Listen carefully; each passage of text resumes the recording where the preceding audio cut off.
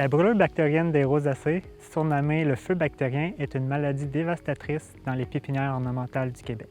La maladie est causée par la bactérie Erwinia amylovora et elle entraîne des pertes économiques importantes aux pépiniéristes. Les arbres présentant des symptômes doivent être détruits, ce qui représente de 5 à 50 % de la production selon les années. En pépinière, les risques d'infection sont fortement augmentés à cause des températures plus élevées sur les planches de culture. Les végétaux sont cultivés à densité élevée. L'irrigation est réalisée par système d'aspersion et la période de floraison est longue. Les plantes de la famille des rosacées, telles que les pommiers, les pommetiers et les poiriers, sont les plus sensibles à la bactérie. Pour chaque genre mentionné, il y a une échelle de sensibilité à la maladie selon les cultivars et les porte-greffes. En pépinière, l'infection est aussi observée sur le sorbier. Les principaux signes d'infection sont la détérioration et le dessèchement des pousses actives et des arbres en production présentant un chancre. Certaines pousses prennent un aspect de brûlure généralisée reconnaissable par une coloration brunâtre à noirâtre causée par l'assèchement des tissus foliaires.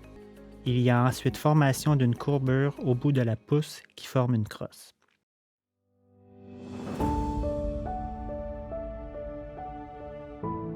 Il existe deux méthodes d'infection possibles pour la bactérie. L'infection primaire, qui est la principale source d'infection, a lieu durant la floraison. À la suite de la réactivation des bactéries au printemps, les hôtes contaminés produisent un écoulement liquide de couleurs variées contenant des bactéries, qui est appelé un exudat bactérien. Les pollinisateurs transportent cet exudat vers les fleurs avoisinantes qui servent de porte d'entrée à la bactérie. Ces conditions spécifiques, la contamination d'une fleur ouverte et non pollinisée, des températures supérieures à 18 degrés Celsius et des conditions humides favorisent le développement de la bactérie dans la fleur. Les conditions humides peuvent également entraîner le développement et le déplacement des bactéries vers les nectaires de la fleur. Une propagation systémique s'ensuivra avec la multiplication des bactéries. La vitesse de propagation de l'infection dépend de la croissance des végétaux. Plus la croissance est rapide et vigoureuse, plus la propagation est rapide.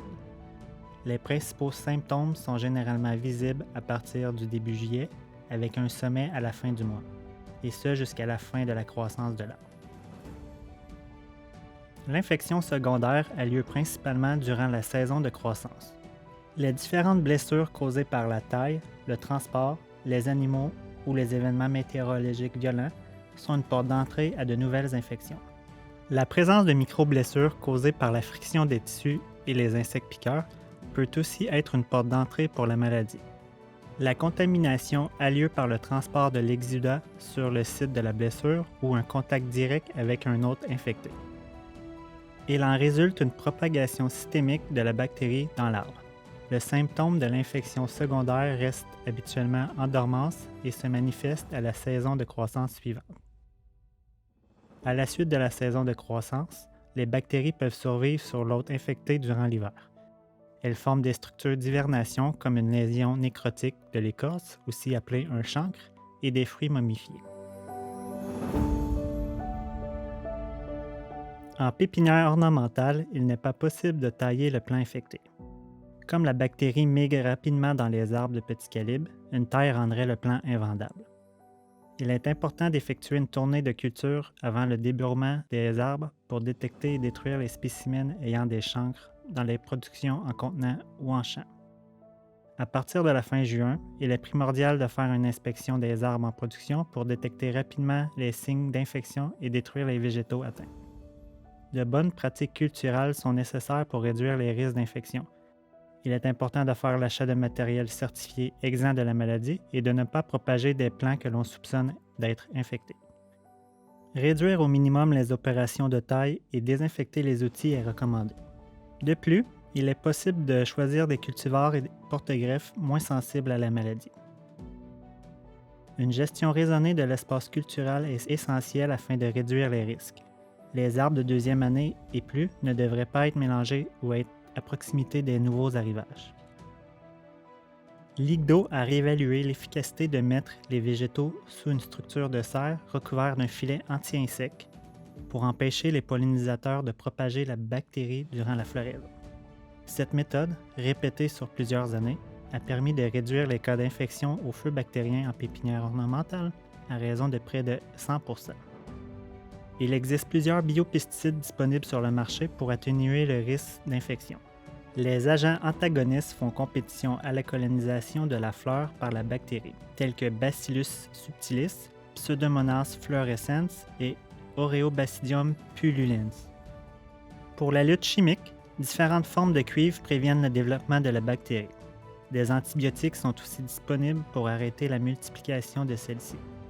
Toutefois, des souches résistantes à la streptomycine ont été détectées. Dans un tel cas, l'usage de ces produits n'est qu'à titre préventif et leur efficacité est faible. Une fois que les symptômes sont présents ou que la bactérie est à l'intérieur des nectaires, aucun traitement n'est efficace. Le modèle prévisionnel RIMPRO-Erwinia, adapté par l'IRDA, permet de modéliser les risques de contamination des fleurs ouvertes et de l'infection dans l'arbre. Il permet de suivre dans le temps l'apparition des premiers symptômes et si le risque d'infection est atteint. Cet outil est intéressant pour planifier les applications préventives. Toutefois, il comporte certaines limitations pour les pépiniéristes car il est fortement adapté à la pomiculture.